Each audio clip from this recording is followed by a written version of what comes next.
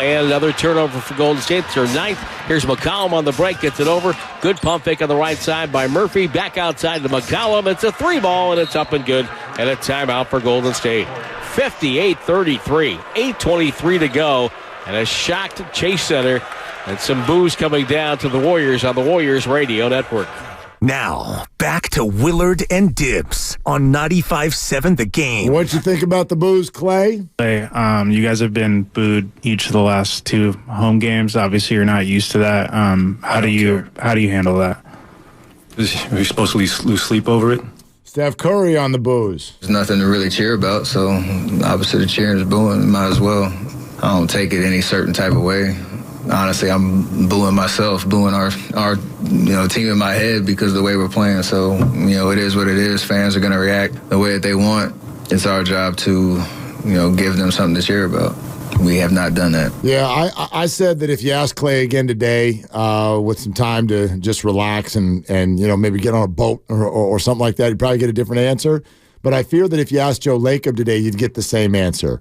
I don't know what his answer was last night. I don't know what it is this morning, but I bet it's the same. And my guess is it would be pounding on a table. Something's got to change. Something's got to change now. Yes, and I would imagine somewhere Bob Myers has his phone on silent or his phone is off, and I would bet that Mike Dunleavy's phone was ringing by the time Joe Lacob got to the tunnel. Mike Dunleavy, call from Joe Lacob. Mike, it's Joe. Effing fix this, okay? Bob's like, I'm in the NFL now. Totally. I don't even know what's going on. I'm trying to figure out Sam Howell and what do we do about Sammy? Got a lot going on. Do we need a quarterback? I think we do. Who's going to be our head coach? I'm a busy man. I would imagine that, and you're right about Joe. His reaction today is the same as it was last night, which is a mix of disgust, but also it's a roll up your sleeves and figuring out how the blank can I fix this? Because this is not what Joe Lacob is going to, he's not going to sustain this. He's not going to sit idly by and watch this team go 39-43. I mean, all of a sudden that looks like it might be a decent record with the way this team is trending. He's not doing that. No, not for $400+ million. Right. And right. Nor should he. So I wonder, because one of the biggest questions is not going to be what are you going to do? It's what's the motivation behind what you're going to do. In other words, are you going out there and you're trying to save something this year? Or are you going out there with an admission that this year is cooked and it's time to start thinking about the greater good of the next few years of the organization? That's one thing, and I wonder if you'd get a straight answer out of either Joe or Mike Dunleavy. I'd love to ask, which is, whatever you go do, what's the goal behind it? Is it still, we got to go out there and make this year's team as good as possible, or are you looking at the greater organizational good over the next few years? Jonathan and San Leandro next here on Willard and Dibs. Hi, Jonathan. What are you doing? Hi, driving in traffic from back from the job site over here in Roner Park, back to San Leandro. 3 o'clock traffic in Roner? Come on, Jonathan. He's going against the grain. It's counter commute. Thank you. Former home of Anthony Slates, by the way. Anthony Slater, Rancho Cotati High School. Go ahead. Oh, awesome. Yeah, I'm in reverse traffic, so it's not too bad, guys. Anyway, so I just wanted to say, with the Clay comment, I think a lot of us true fans are not really surprised. I mean, if you go back to, some of the worst series that they've had, like the finals when we lost to the Cavs, Clay wasn't very chirpy or very into answering questions, like how Steph is. And you can see the difference. Steph's more of a people person. As you can tell, Clay's happy when the team's good. And so I don't think anybody was too surprised, I think this is just things kind of coming into finally fruiting after the last couple of years. He's had a couple of bad seasons, so I'm not surprised by that. The booing, though, I am kind of surprised by that because us in the Bay Area, A's, Warriors, Giants, Niners, Raiders, we have dealt, and Sharks have dealt with quite a lot of bad seasons, and I don't really recall booing our own team. Booing the refs, sure, but I don't recall booing our team. And that can go with, like you said, we're in a new stadium, there's a bit of a new crowd going, that's fine. However, I did want to get your guys' opinion on Kerr with the, big three. Do you think he's having a hard time splitting up, like, due to when him and Michael, and they had their core and they were going? When does somebody finally say it's time? And, how does that look? Yeah, Jonathan, thanks. Thank you, Jonathan. I mean, we asked him this at the end of last year, and he said this is nothing like The Last Dance. And I think that there was a lot more controversy, emotion, and anger for sure within the organization with the Bulls back then than what there is now, for sure. I think that what this group is going through is a realization, a moment of honesty. And 2 of the 4 of them are doing it without a contract. So that makes it really, really complicated. That whole Last Dance thing, Steve states it was very evident that it was like, we're going to play one more year and then this thing is going to go. Cooked. It's napalm. That's not the case here. And I would still very much bet that all 3 of them are going to be on the roster at the end of February.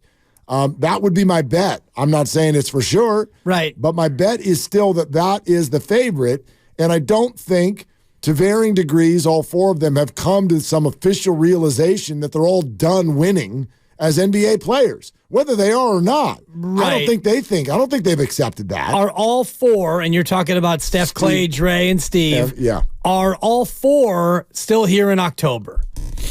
Because that to me is as big a question, because I look at the deadline. Steph's not getting traded. Steve's not getting fired. Draymond is probably not getting traded. Klay Thompson would be a difficult piece to trade, but you get into April and you don't make the playoffs, or you get to May and you're knocked out of the playoffs, or God help us, they get to June and you win the whole thing.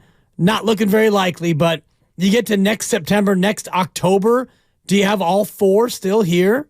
Feels like no. Yeah, it feels like Klay's gone, and it feels like maybe Steve is gone. Maybe Steve. I mean, I learned some lessons in the whole Bob Myers thing. Yeah. When Steve told us just earlier this week, hey, that's just business. Everyone's going over years and dollars. And right. I think it's more than that. I think it's more than that. For sure. And if we're going to sit here and say, and Shams did, that the thinking inside the organization is that everyone and everything, not named Steph, is on the table, then A, that means that the idea of a new head coach is on the table, for number sure. 1. And number 2, if I'm Steve, I don't even know if I want to re-sign without knowing who it is I'm coaching and what the goal of that team is. And I think about it from Joe's standpoint. If everyone's on the table and you get to April, May, or June, whenever it ends, and you don't re-sign Klay and you trade Andrew Wiggins, and it becomes pretty evident that you're going to be a different team and maybe next year is a rebuilding year, do you really want to have a coach that you're paying $14 or $15 million a year?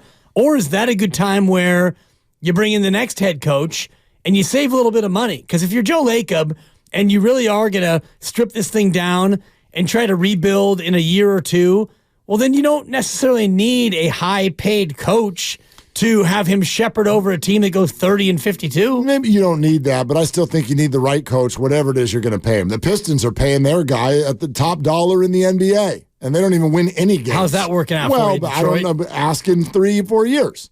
Like, that's not a one-year flip. Right. But that's almost kind of the point.